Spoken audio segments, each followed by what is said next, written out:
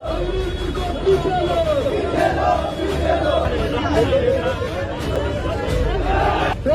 के विरुद्ध मुल्क का पुतला फूका जाएगा। मोदी सरकार के विरुद्ध है जो फैसला लिया गया है। देश भर में सेना में भर्ती की नई नीति का विरोध जारी है। इसी बीच अब इस बात का भी विरोध शुरू हो गया है कि अगर सैनिकों को देश सेवा के लिए पेंशन नहीं दी जानी है तो क्या एमपी और एमएलए को पेंशन देना सही है। 1 अप्रैल 2004 से पेंशन बंद हो गई है। नई पेंशन प्रणाली में बीमा प्रीमियम के तहत सरकारी कर्मचारियों को खुद अंशदान करना पड़ता है। जितना ज्यादा अंशदान, रिटायरमेंट पर उतनी ज्यादा पेंशन। लेकिन नेताओं को उनके हर रिटायरमेंट के बाद एक नई पेंशन दे दी जाती है। उदाहरण के लिए, यदि कोई नेता अपने जीवन काल में 8 बार एमएलए बना है तो उसे 8 अलग अलग पेंशन दी जाएंगी। यही नहीं, नियम के अनुसार यदि कोई लोकसभा सांसद है और राज्यसभा का वर्तमान सांसद भी है तो उसे 2 पेंशन देने का नियम है। संविधान के अनुसार आप 2 डिग्री, 2 नौकरी, 2 लाभ नहीं ले सकते, लेकिन नेता 2 बार पेंशन ले सकते हैं। पश्चिम बंगाल के स्पीकर हाशिम अब्दुल हलीम ने एक बार कहा था कि जब लोगों के पास खाने के लिए नहीं है तब क्या जनता के प्रतिनिधि को राजा की तरह रहना चाहिए। यह सवाल इसलिए उठता है क्योंकि लंबे समय से पुरानी पेंशन को बहाल करने की मांग उठती रही है।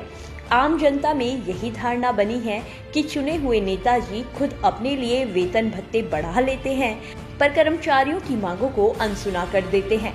भारत में अनेकों राजनीतिक दल हैं जो आए दिन एक दूसरे पर आरोप प्रत्यारोप लगाते रहते हैं, लेकिन कोई भी राजनीतिक दल बामुश्किल ही किसी नए कानून या किसी नई बात पर खुशी खुशी एकमत होता है। लेकिन जब विधायकों और सांसदों के पेंशन की बात आती है तो सभी पार्टियां खामोशी से एकमत दिखती हैं। शायद ही किसी नेता या राजनीतिक दल को आपने विधायकों और सांसदों की पेंशन का विरोध करते देखा हो। साल 2017 में सुप्रीम कोर्ट में सांसदों की पेंशन बंद होने की मांग की याचिका को खारिज कर दिया गया था। तब किसी राजनीतिक दल ने इसका विरोध नहीं किया, ना ही कोई धरने पर बैठा और ना ही किसी ने कोई आंदोलन किया। आपको ये जानकर हैरानी होगी, लेकिन आरटीआई से मिली जानकारी के अनुसार पिछले 8 साल में 500 करोड़ रुपए सांसदों की पेंशन पर खर्च किए गए हैं। यानी कि 61 करोड़ रुपए हर साल सांसदों की पेंशन पर खर्च होते हैं, जिसमें दूसरे भत्ते शामिल नहीं हैं। संसद सदस्य वेतन भत्ता और पेंशन अधिनियम 1954 के तहत एक सांसद को 25,000 रुपए महीना पेंशन मिलती है। साल 2004 से पहले एक दिन के लिए सांसद बनने पर पेंशन नहीं मिलती थी, लेकिन इसके लिए भी नियम बदल दिए गए और किसी भी राजनीतिक दल ने इसका विरोध नहीं किया।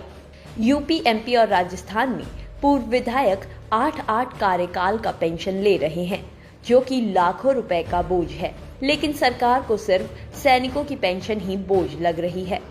अगर हरियाणा प्रदेश की बात की जाए तो 7 अप्रैल 2022 की एक आरटीआई में खुलासा हुआ है कि हरियाणा में कुल 275 पूर्व विधायकों की पेंशन व 128 पूर्व विधायकों की फैमिली पेंशन पर कुल 29.51 करोड़ रुपए सालाना खर्च किए जा रहे हैं।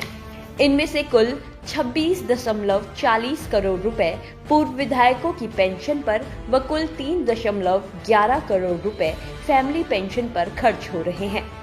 सर्वाधिक मासिक पेंशन पूर्व विधायक कैप्टन अजय सिंह यादव 2,38,000 व सर्वाधिक फैमिली पेंशन पूर्व सीएम भजनलाल की विधवा जसमा देवी को 99,619 रुपए प्रति माह दी जा रही है। सांसद और विधायकों की पेंशन को लेकर नेताओं का कहना है कि वह जनसेवक है और जिंदगी भर वह कुछ कमाए बिना जनता की सेवा करते हैं।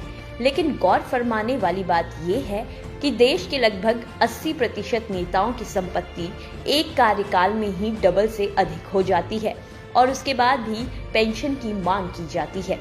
यदि नेता मंत्री कुछ कमाते ही नहीं हैं, तो उनकी संपत्तियां कैसे दिन दोगुनी और रात चौगुनी तरक्की कर लेती हैं, जबकि एक आम इंसान जीवन भर में अपने लिए एक घर का बंदोबस्त नहीं कर पाता। सैनिक भर्ती में कई दांवपेच है, लेकिन 4 साल बाद रिटायर हो जाने वाले सैनिकों को एक्स सर्विस मैन का दर्जा ना मिलना और पेंशन ना दिया जाना इस नई नीति की सबसे बड़ी खामी है। देश के सैनिक सरहदों पर तैनात रहकर आपकी और हमारी रक्षा करते हैं। बिना किसी शो ऑफ के -50 डिग्री में भी अपनी ड्यूटी निभाते हैं।